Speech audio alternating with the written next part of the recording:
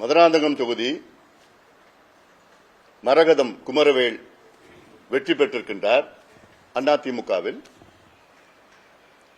இவர் 2014 அங்கு இருக்கின்ற காஞ்சிபுரம் மக்களவை உறுப்பினர், 21 சட்டமன்ற உறுப்பினர், 26 மீண்டும் சட்டமன்ற உறுப்பினர்.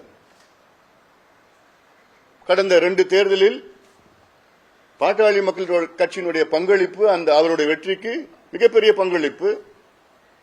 இந்த சட்டமன்ற தேர்தலில் எங்கள் கட்சியினுடைய மாவட்ட செயலாளர் உட்பட 6 பேர் மீது பிசிஆர் சட்டம் ST ஆக்ட் வழக்கு பதிவு செய்யப்பட்டிருக்கிறது. அந்த அளவுக்கு பாட்டாளி மக்கள் கட்சி தொண்டர்கள் இந்த அம்மையாருக்கு கடுமையாக பணியாற்றி வெற்றி பெற வைத்தார்கள்.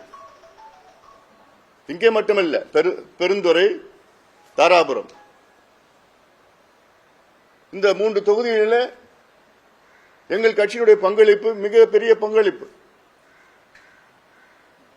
அதையெல்லாம் மீறி அங்க இருக்கின்ற வெற்றி பெற்ற மக்கள் என்ன முட்டாள்களா? அல்ல தமிழ்நாடு மக்கள் முட்டாள்களா? இது போன்ற செயல்களில் ஈடுபடாதீர்கள். முதலமைச்சர் விஜய் அவர்களே, அவருடன் இருக்கின்ற அமைச்சர்களுக்கு நான் சொல்வது, மக்களை அலட்சியப்படுத்தாதீர்கள், மக்களுடைய கருத்தை அலட்சியப்படுத்தாதீர்கள்.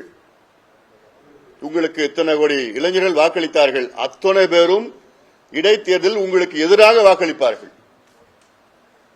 நீங்கள் நல்ல ஆட்சி கொடுக்க வேண்டும் என்ற நோக்கத்திலேதான், ஒரு மாற்றம் வர வேண்டும் என்ற நோக்கத்திலேதான் உங்களை தேர்வு செய்தார்கள். இந்த 3 வாரத்திலே ஓரளவுக்கு நல்ல அதிகாரிகளை நியமனம் செய்திருக்கிறீர்கள்.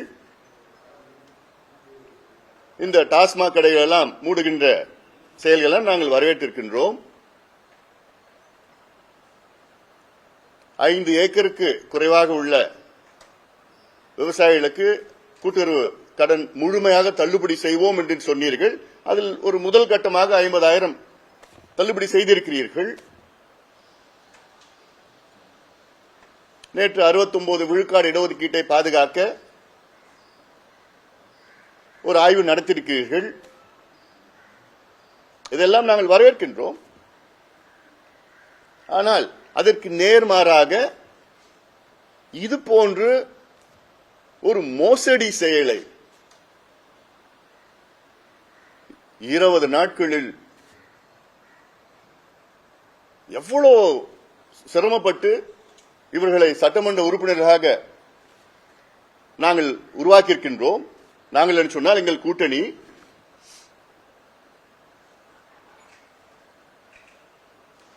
அவர்களை வேண்டுமென்று ராஜினாமா செய்ய வைத்து அடுத்த 10 நிமிடத்திற்குள் உங்கள் கட்சியில இணைத்துக் கொண்டு ஆனா நிக்க வைக்க பார்க்கலாம். மரகதம் குமரவேல் மதுராந்தகம் தொகுதிக்குள்ள இனி போக முடியாதுன்னா மக்கள் அங்க கடுமையா எதிர்க்கிறாங்க.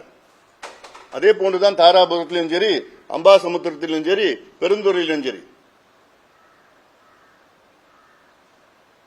ஆக இதை நிறுத்திக் கொள்ளுங்கள். இது போன்ற செயல்களில் ஈடுபடாதீர்கள்.